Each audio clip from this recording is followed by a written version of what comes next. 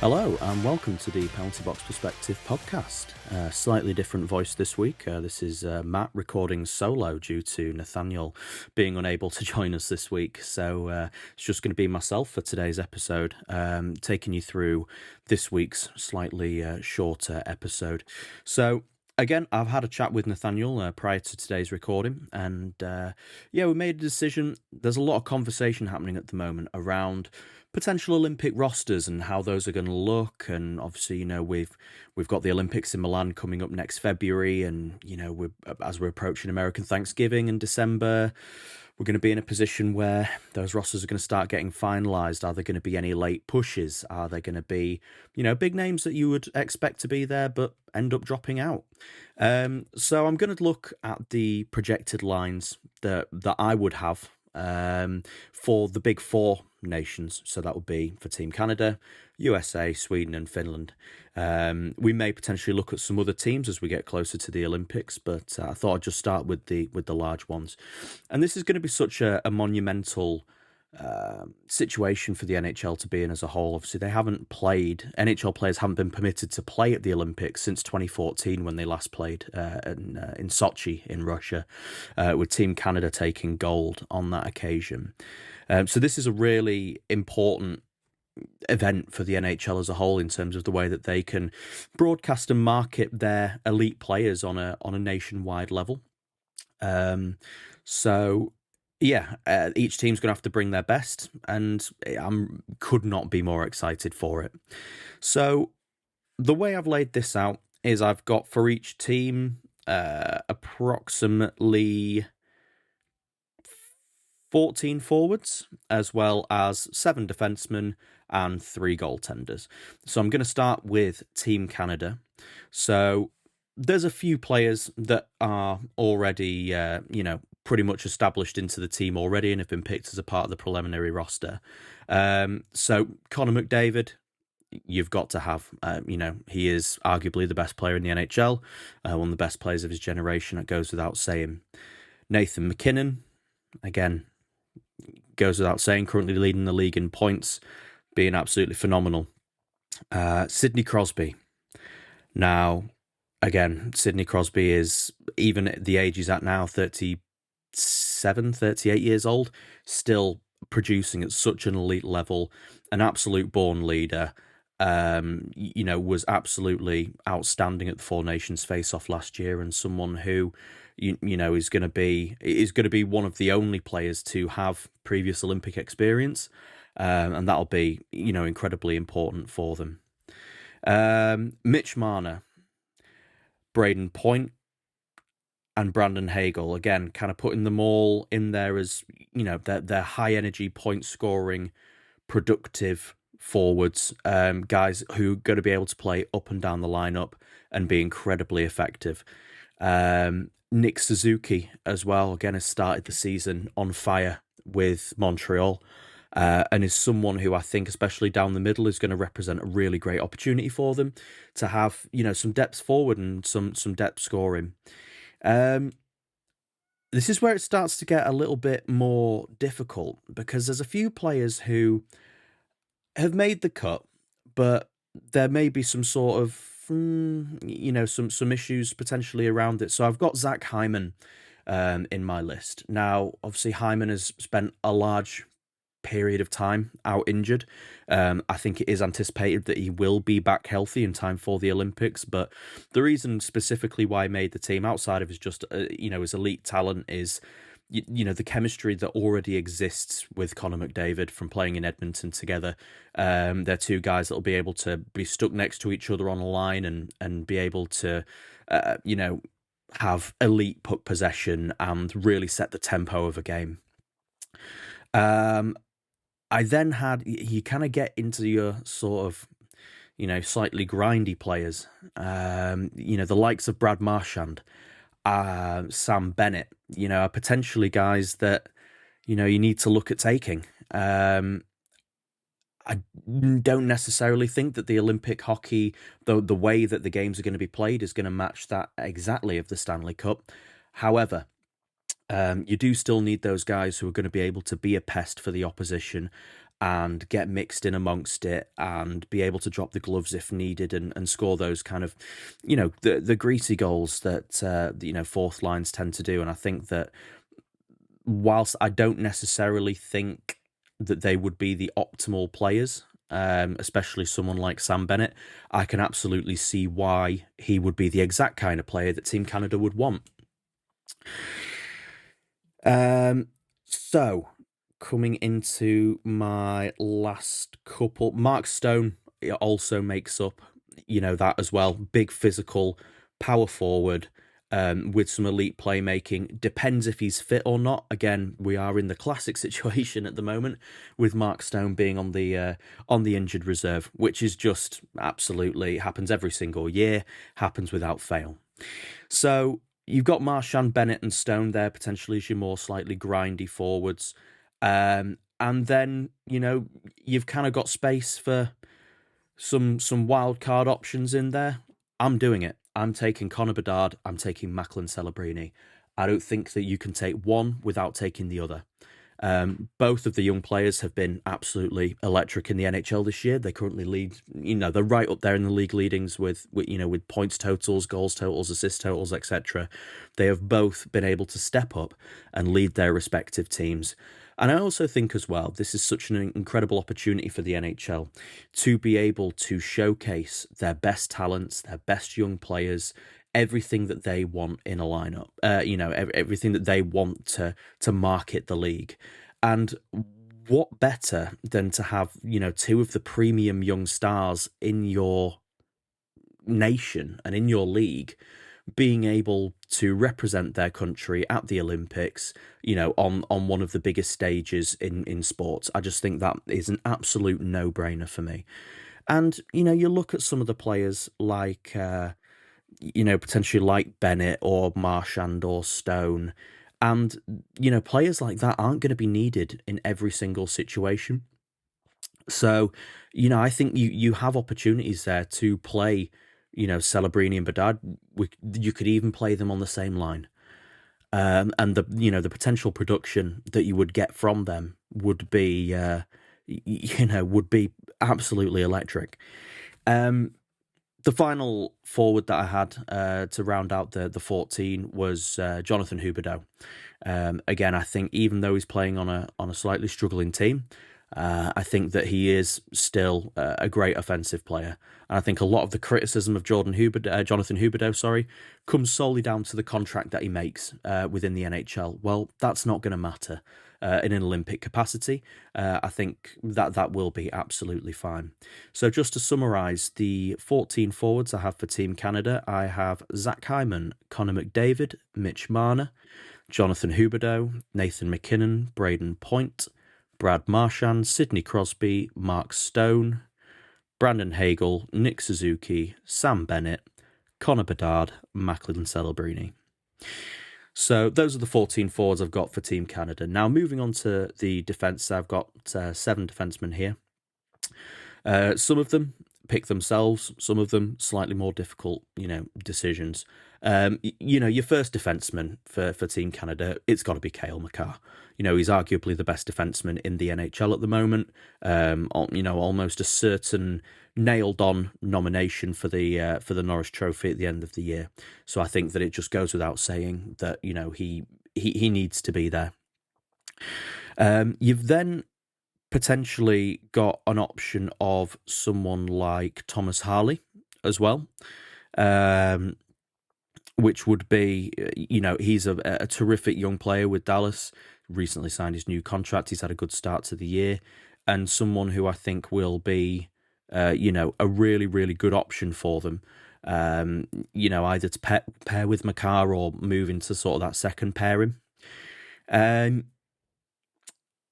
As an experienced option, I've gone with Drew Doughty. I think that he is someone who has an absolute wealth of experience, both within the NHL and also in the international game as well. Someone who's played, plentifully over the years and has a lot of miles, under the belt, and is still an extremely, quality player.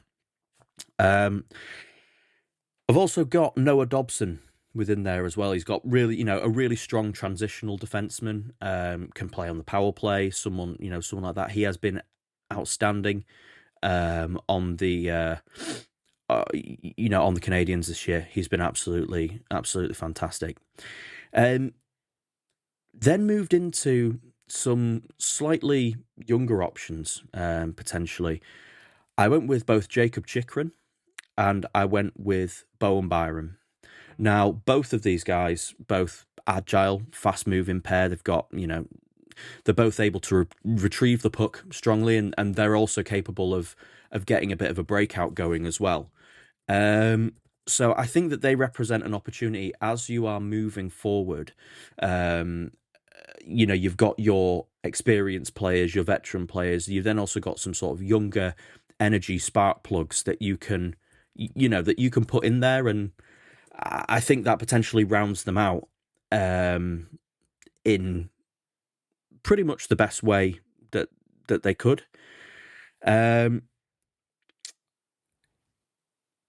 This was a tricky one in final one. I've gone with Devon Taves. I think Devon Taves absolutely deserves to be, on that roster as well for the same reason. Again, that chemistry that he has with Cale Makar already is, is brilliant, and I think he is someone who could easily just slot in, drop right in with him, and you're absolutely laughing.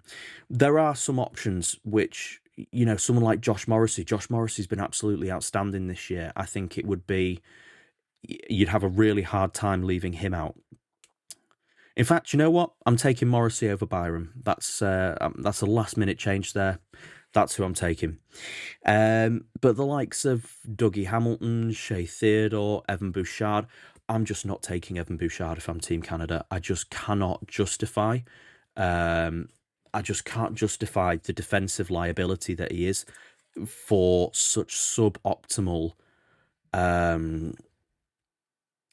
offensive production as well. Like, he's been a reasonable offensive producer this year, but for what you trade off for his defensive prowess or lack thereof is just ridiculous.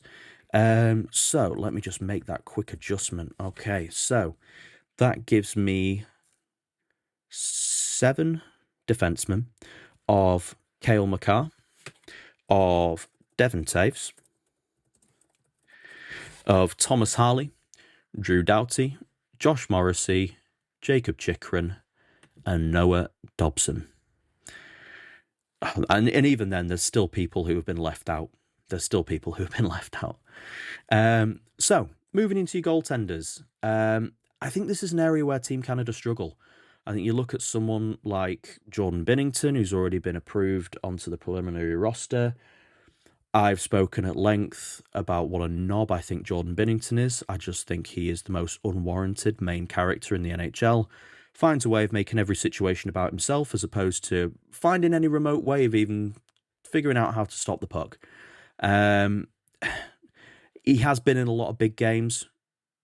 He has also fumbled a little in some big games as well, but he's made the preliminary roster. I don't necessarily think he's the guaranteed starter, though. I think you look at someone like Logan Thompson, who's, athletic, modern technique. He has done, really, really well so far this season.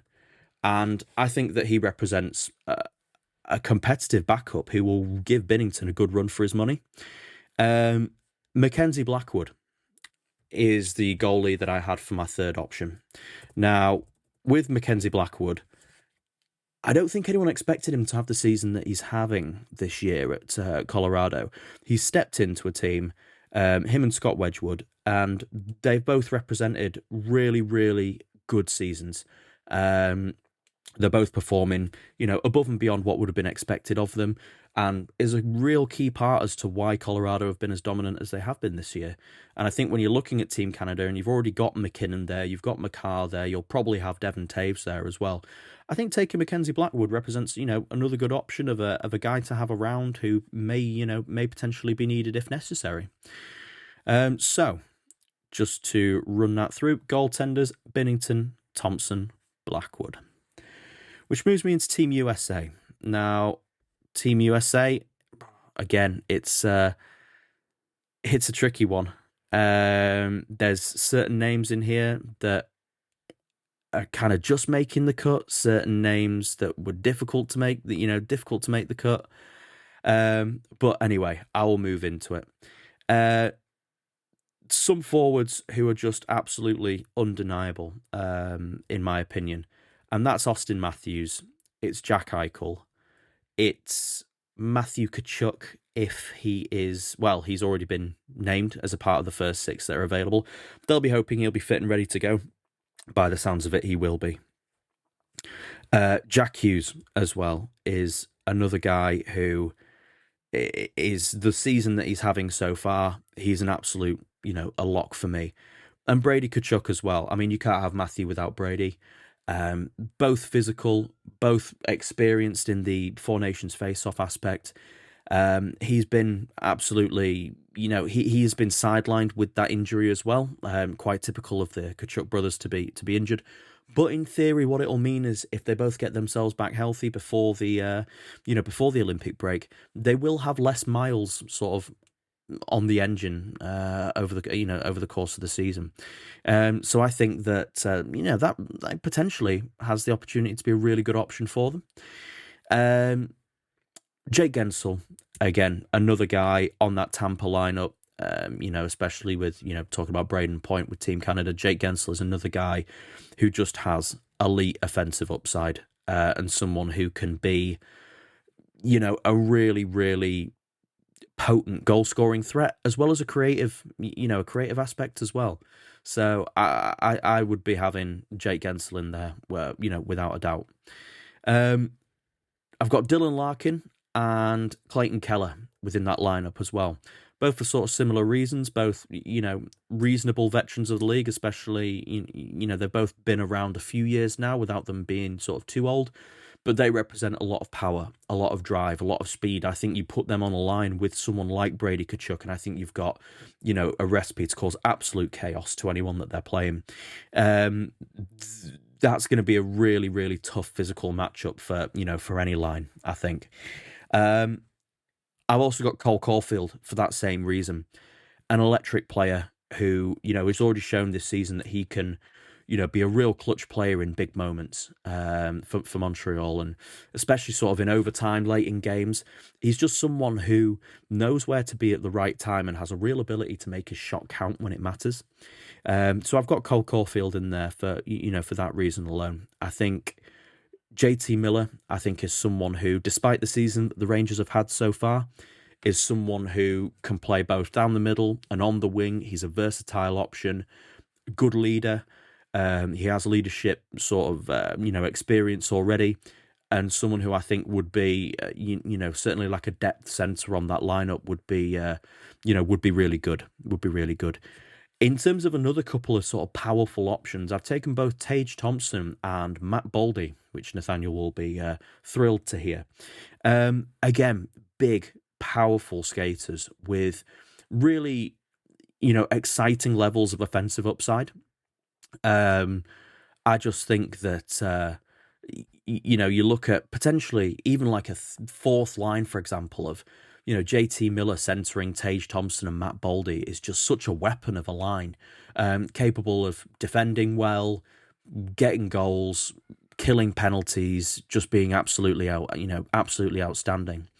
Now, in terms of kind of the two sort of wild card options, maybe this is my Blackhawks bias. I mean, obviously he's not here anymore, but I had to take Patrick Kane. I think you've got someone who has been a winner his entire career. Multiple Stanley Cup champion.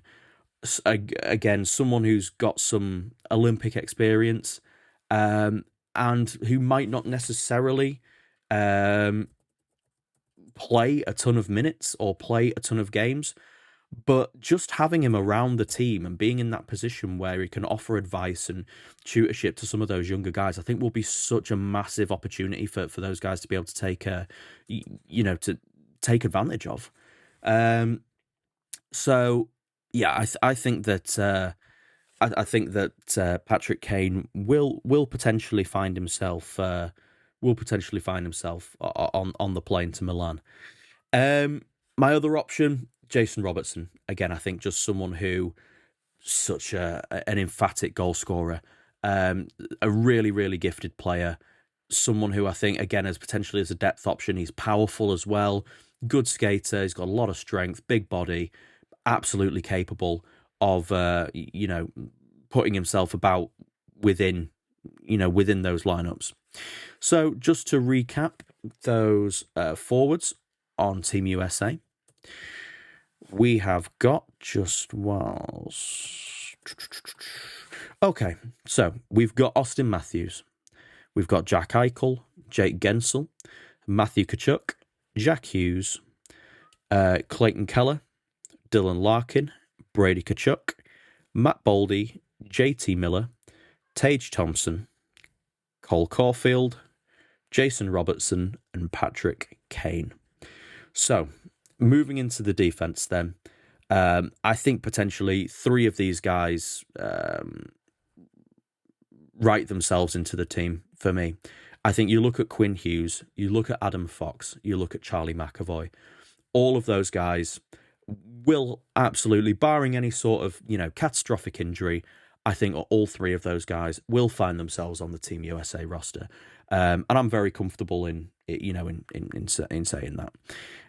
I think they represent quality puck moving options with speed, with offensive upside, guys who can also defend well, and I just think that it's pretty undeniable at this point. I would also throw Zach Werenski into that mix as well. Someone who I think can, do everything. He can do everything to a really good standard. And I think that's where, USA are absolutely gifted in that fashion. I've also got both Noah Hannafin and Jacob Slavin. Jacob Slavin especially, I think one of the most underrated defensive defensemen in the NHL. Someone who is just one of the most premium shutdown guys in the league, and someone who I think will cause and frustrate so many offensive players just because of his elite defensive play. And I think that's exactly what Team USA need. Noah Hannafin, a bit of the same, kind of almost like a Charlie McAvoy light, almost in terms of the physicality, the two-way game. I think Hannafin would be a good option there. The extra defensive man I've taken is Jake Sanderson. Someone again who's had a great start to the year. He's been productive in his point output, and also really strong in his defensive game as well. So I think, I look at that defense for Team USA, and they've got some really really good options there. So they've got Quinn Hughes, Adam Fox, Charlie McAvoy, Noah Hannafin, Jacob Slavin, Zach Werenski, and Jake Sanderson. Goaltenders, I mean, two of these write themselves. Connor Hellebuck, Jake Ottinger. They're going to be there. They're arguably two of the top three, if not the top two goaltenders in the NHL at present. Connor Hellebuck, the reigning Hart Trophy winner, reigning Vezina winner. So in terms of the goaltenders for Team USA, it all comes down purely to who is going to be that second backup, that third option. Now, for me, and again, people may come at me saying there's some sort of Chicago bias there, but there is stats to back it up. And I think you look at someone like Spencer Knight. Spencer Knight, young goaltender, coming into his first full season as as a starter in Chicago. You think what someone like Spencer Knight could learn from the likes of Connor Hellebuck, the likes of Jake Ottinger, have an ability to be in and around an Olympic squad for Olympics moving forward as well. We could be looking at Spencer Knight 4 years down the road as being someone who's going to be the first choice goaltender for Team USA. And I just think as well, statistically, he's been one of the best goaltenders in the league this year. His goals saved above average, percentage is unbelievable. He's making a ton of saves. He has absolutely no right doing. And I just think when you look at some of the other options, I mean, Jeremy Swayman's been poor this year. I'm comfortable saying that. I don't think he's been great at all. So yeah, I'm more than happy to take Spencer Knight there. So just to confirm, Hellebuck, Ottinger, Knight as the three goaltenders for Team USA. So moving into Team Sweden then. Again, they've got some really outstanding offensive options. So again, there are some players that are just not even up for debate who are going to be going. William Nylander, Mika Zibanejad, Adrian Kempe, Elias Pettersson, all similar in terms of their ability to provide firepower to that lineup. Zibanejad maybe having a bit of an off year, but I still think it's undeniable that he goes. Kempe and Nylander having terrific years. Pettersson, when he wants to and when he wants to turn it on, he absolutely, he can light up any game, any game. Leo Carlsson and Lucas Raymond. Again, Leo Carlsson, what a season he's having alongside Celebrini and Bedard. Right up there with the league leaders in points. He's been absolutely unbelievable this year. And Lucas Raymond as well, having a great season with Detroit. I think you would potentially to look at pairing like Carlson and Raymond on the line with Pettersson, for example. Like you've got such an exciting, young, explosive goal scoring line. And I think that will be the exact sort of thing that Team Sweden will be looking for. Then you look kind of down the lineup a little bit, and you see some more solid, robust, maybe strong two-way guys who are going to support the lineup. You look at the likes of William Karlsson, Joel Eriksson Ek, Philip Forsberg, Mikael Backlund in that regard as well. Guys who are there, they're going to provide that veteran presence, that experience, that that ability to offer again the guidance and the stability on the ice as well. I also think you look at someone like Jesper Bratt and Fabian Zetterlund as options as well. Again, great goal scorers. Jesper Bratt on that New Jersey team this year has been absolutely sensational. Just scoring at will at times and creating as well. So again, even as a depth forward, you look down that offensive capacity for for Team Sweden, and you've got such a plethora of goal scoring talent. And I think that can cause a whole load of damage. In terms of a couple of other forwards as well, I would potentially consider Gabriel Landeskog. That is health dependent entirely. I would love to see Landeskog there. And what he has overcome to get back on the ice with Colorado has been nothing short of, a miracle at this point, really. But yeah, he has been terrific, and has got his first goal since he's been back the other day. And I'm just so happy for the guy. And it would round it off perfectly if he was able to represent his country at the Olympics. Final kind of toss-up between the final two was sort of between Elias Lindholm and Andrei Burakovsky. I've gone with Burakovsky, again, on the premise that he stays healthy. Reason for that, I just think he started the season incredibly well. He's shown that he's got that goal-scoring punch that we know he's capable of having when he's healthy. And when he is healthy, is a legitimate NHL top six forward. Two-time Stanley Cup champion. He's been there in the big games. He knows how to get it done. And I just think that, you look at him and in terms of someone like Elias Lindholm maybe could be, that's not the most inspiring thing.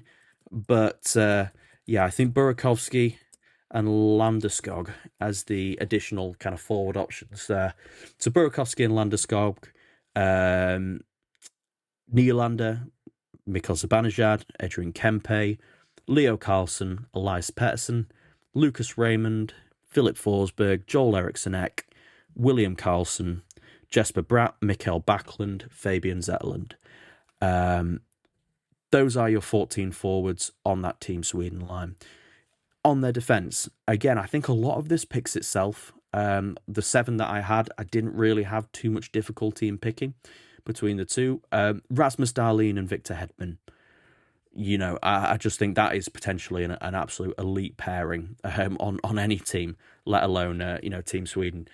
He's an absolute anchor, is Hedman, and will allow Dahlin to just explode up the ice and get involved in the rush and be in a position to go out there and put points up on the board. And Hedman's more than capable of doing that as well. Obviously, he's got an absolute booming slap shot, powerful player, can absolutely lay the body all over the ice. no concerns there whatsoever. I didn't think someone like Matthias Ekholm, along with maybe someone like Erik Karlsson, I think Ekholm provides you a very steady base and someone who is more defensively minded, whilst Erik Karlsson, we certainly know what he can't do defensively, but we know what he is capable of bringing in an offensive manner. And especially, later in the games, potentially if you go to overtime in any game, someone like Erik Karlsson is going to be an extremely valuable player. I've then gone with Hampus Lindholm and Gustav Forsling, both really strong players defensively. Lindholm brings a ton of physicality, and Forsling's a really good transitional defenseman as well, someone who's capable of moving sort of between the zones. A really, really good option. Goaltenders on Team Sweden, I've gone with Jacob Markstrom, Philip Gustafsson, and Linus Ullmark. I could not tell you between those three which one's going to be the starter. They've all been so up and down this year. I think potentially Markstrom has the potential, to do that if he's healthy enough. I know he has had some sort of little niggles this year. If not, I think it'll probably be Philip Gustafsson. I think they would like to think of Linus Ullmark as being their most premium goaltender, but he has been statistically appalling this year. So again, just to confirm with the goaltenders there, Markstrom, Gustafsson, and Ullmark. Just to confirm with the defensive pairings as well, by the way, Dahlin, Hedman, Karlsson, Ekholm, Lindholm, Forsling. I did actually have my seventh defenseman down as Jonas Brodin as well, who, again, just a really nice, reliable depth option. So finally, moving into Team Finland. Massive blow for them, losing Sasha Barkov. That is going to be such a massive loss and something that will, potentially really harm their odds of being able to progress as much as they would like to. So that doesn't mean, however, that they don't have some really, really high quality options, especially you look down the centre. They've got Sebastian Aho. That's a massive job on his shoulders now, becoming that number one centre. Roope Hintz, Anton Lundell as well. Both guys, all of them guys who are just going to be absolutely, they are going to be great two-way forwards, capable of both the offensive and defensive sides of the game. Someone like Mikko Rantanen as well, elite goal scorer, probably arguably Team Finland's best player in the absence of Barkov, someone who has an option to be a real game breaker for them. You then look at someone like Teuvo Teravainen. He rounds out the transitional plays, a very, very good playmaker, very good in the special teams. Someone who I think can be really valuable, potentially even on a line with like Aho and Rantanen, for example. I've then got Capo Kakko, Arturi Lettinen, Mikko Granlund, and Matthias Michelli. Again, all guys with speed, with physicality, all with defensive abilities, but with offensive upside as well. Guys who are going to be able to provide a quick, powerful two-way game, as well as defensive responsibility as well. And I think especially you look at someone like Anton Lundell and Roope Hintz there as well. Again, they're guys who can also excel, sort of at the, defensive aspects of the, of the game. I then got the likes kind of round out sort of the bottom of the lineup. Jesperi Kotkaniemi, Kasperi Kapanen, and Eric Haller. Again, guys who I think they're reliable two-way guys, good on a penalty kill. They've also got enough speed that they can handle quick lines. And I think that, I think that'll be, that will do them well. So the kind of additional options within there, providing is, depending on what's going to happen with his health, Patrick Laine. I don't know if he's going to be available. If he is available, obviously he's got to go. He's a big time player, big time point producer, more than capable of, being that elite guy. His health, however, is a really tricky aspect of that as well.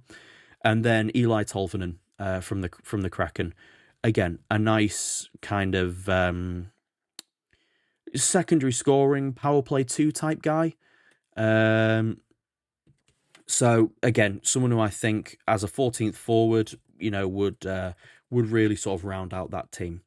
So just to run through those forwards, then you've got Sebastian Aho, Mikko Rantanen, Teuvo Teravainen, Rupe Hintz, Capo Kakko, and Arturi Lekkonen, Mikael Granlund, Anton Lundell, Matthias Michelli, along with Eric Haller, Jesperi Kotkaniemi, and Kasperi Kapanen, along with Patrick Laine and Eli Tolvanen making up that forward group. In defence, again, I think a lot of it picks itself. Miro Heiskanen is your elite guy. You look at Miro Heiskanen, he's the premium defenseman within that Finland team.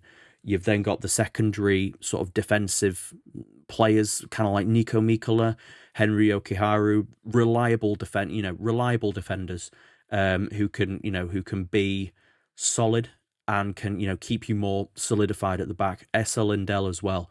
Again, that will probably be Finland's best pair. Will be Heiskanen and Lindell. They will probably eat up a gargantuan amount of minutes, up and down the games. You've then also got Juuso Välimäki and Rasmus Ristolainen, potentially someone who Ristolainen adds a big edge of physicality. He's an absolute bulldozer, someone who's more than capable of just absolutely running guys over. And Välimäki's a great breakout guy as well, so that could work as a nice pair as well.